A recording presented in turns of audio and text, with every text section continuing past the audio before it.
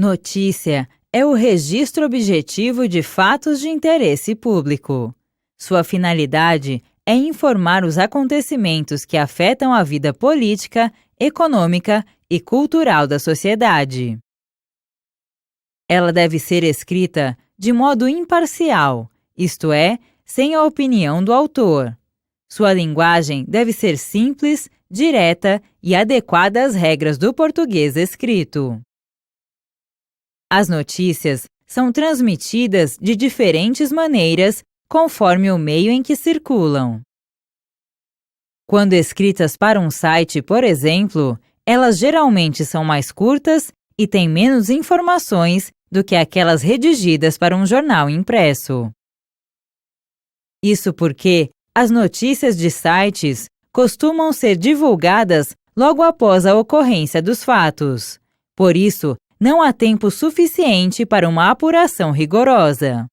À medida que surgem novas informações, os textos das notícias vão sendo atualizados nos sites. Já nos jornais impressos, as notícias costumam ser mais extensas e detalhadas, pois o tempo para apurar os fatos e redigir o texto é maior. Como as principais notícias são de interesse geral, é difícil precisar o perfil do leitor de jornais. É preciso lembrar, porém, que os jornais costumam ter várias seções e cadernos voltados para leitores específicos. Os cadernos de esporte e de economia, por exemplo, atraem leitores interessados por esses assuntos. Em uma notícia, é essencial que as principais informações sejam facilmente identificadas pelo leitor. Para isso, ela deve ser redigida de acordo com uma estrutura previamente determinada.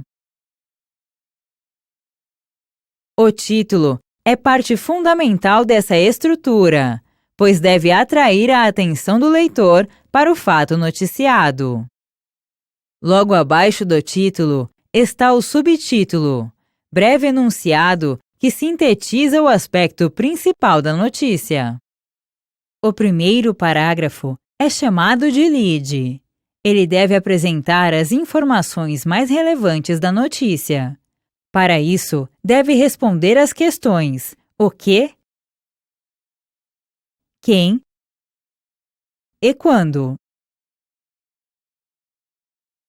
Nos demais parágrafos, o leitor acompanha o desenvolvimento e a articulação das informações apresentadas no lead. O texto da notícia deve ser escrito com base na técnica da pirâmide invertida. O objetivo é apresentar as informações em ordem decrescente de importância, de modo que a leitura dos parágrafos iniciais ofereça os principais fatos ao leitor. A analogia com uma pirâmide invertida se deve a essa organização das informações.